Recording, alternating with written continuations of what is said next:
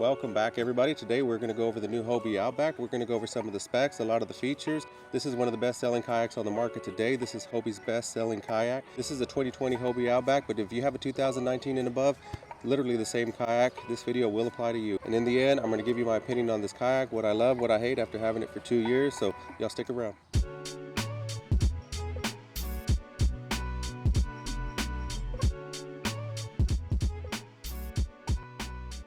So going over the specs of this kayak, it's 12 foot 9 inches long, 34 inches wide, has a max capacity of 425 pounds. The fitted hull weight by itself is just 85 pounds, and when it's fully rigged, that's including the drive and the seat, you're looking at about 103 pounds. So we'll start from the bow, and then we'll eventually make our way to the back of the kayak.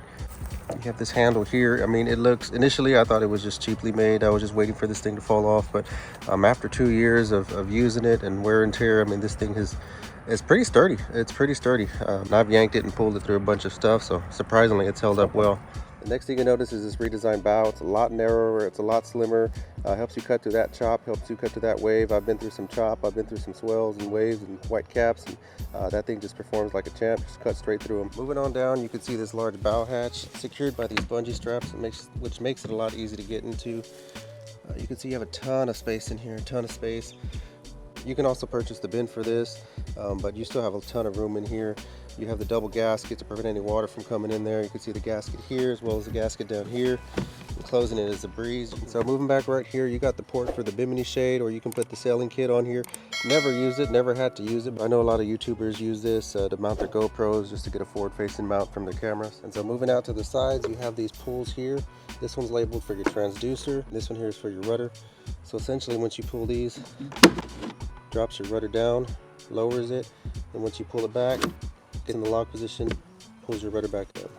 And the same for this, for that Guardian transducer. Once you pull that to the side, it'll actually drop your transducer.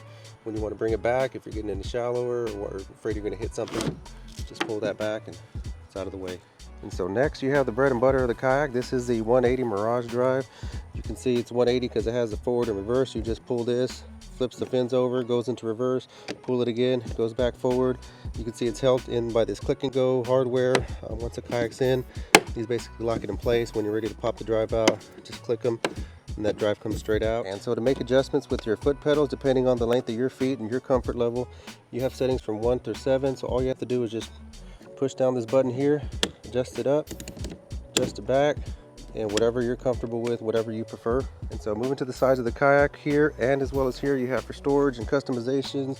You have this little storage area here for any of your lures, any of your tackle trays. You can actually put a tackle tray in here, secure it with these bungees, and holds that in place, keep that from coming out just in case you're in a lot of chop, a lot of wind, just to keep your stuff safe, keep your stuff safe.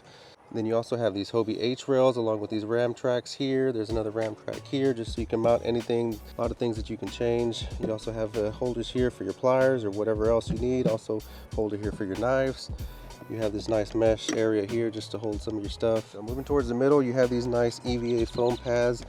I do a lot of sight casting. If you've seen some of my videos, I'm standing for hours on end looking for redfish, sight casting, standing up, push poling. And towards the center, we do have this vertical hatch here. Once you open that up, you can see there's a center hatch just for your storage needs. You can throw pretty much everything you need in there. My wife keeps her water. We keep a bunch of tackle in there. These are actually removable. You can see the bottom of the kayak. Take that out, clean that out if you need to. Moving up here, you have a mesh for storage, and what the coolest thing is, you have a bottle opener here as well. So this thing comes in handy. I actually got a little organization kit from Burley Pro. You can stack your lures, stack your tackle, just make things a lot easier. And so here we have the CTW seat. This is probably one of the most comfortable seats I've had on a kayak. I think the only other seat is the Hobie Pro Angler. I think that's a lot better seat. But either way, this is a comfortable seat. I've been in the water all day. I actually have back issues, and I come out of that water just fine. You can make adjustments to the seat from the front and the back. All you have to do is just with the pull of this handle, it actually lowers down. You want to bring it back up. There you go. You have this pull string here, that's for the rear of the seat. It'll actually drop the seat down once you pull it. Just give you a lower center of gravity. Say you're getting to a lot of chop or a lot of wind. Once you pull this, the back will drop down. You'll be angled closer to the kayak, lower center of gravity. You want to bring that back up, all you got to do is pull that. They lock in place. Easy peasy. And so we'll take a look underneath the seat here just so I can show you. Just unclip this, just a clip right here. The seat will fold over.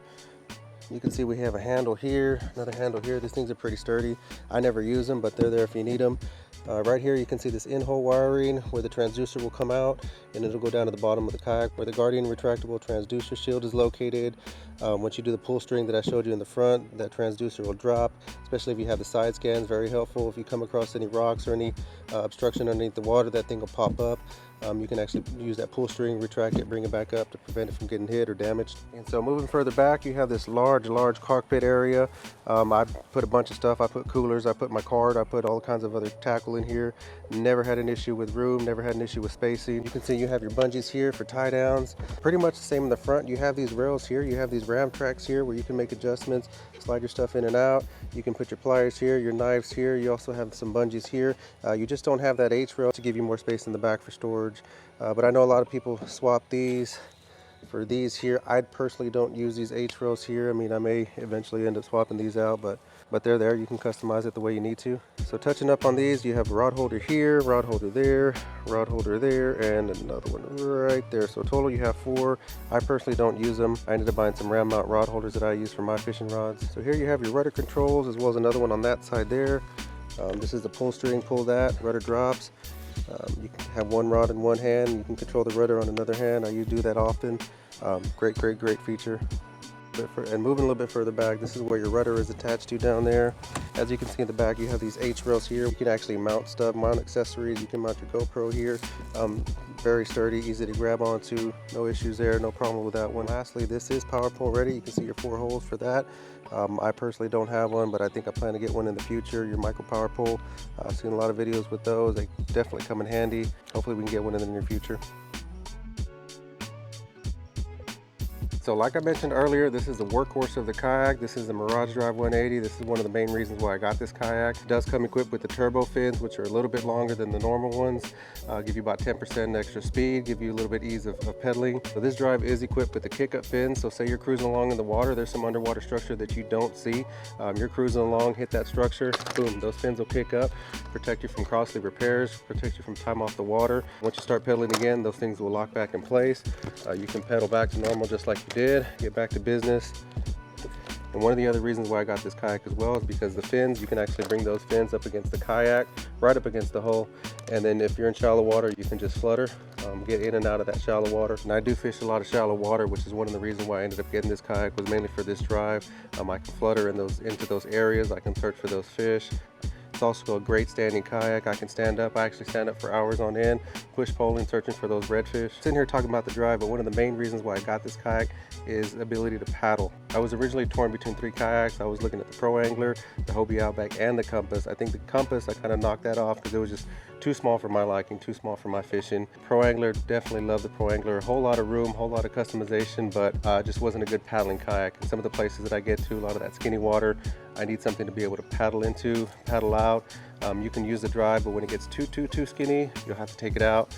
So this is a happy medium. Love the drive, can get to places I need to get to, but I can also paddle. If I need to paddle a mile or 2 or 3, get out of where I need to, then I can use that drive, get back to where I need to go. But all in all, super happy with the kayak. Had a few issues here and there, not the major, just some minor stuff. Had one issue with the drive, but that was quickly repaired. But all in all, I mean, it's just a great kayak, great investment. This is actually my wife's kayak. We actually have 2. So if you want to see any customizations, how I have my setup, just let me know. We can make a video on that. If you have any questions about these Hobie Outbacks, definitely leave a comment. Thank y'all.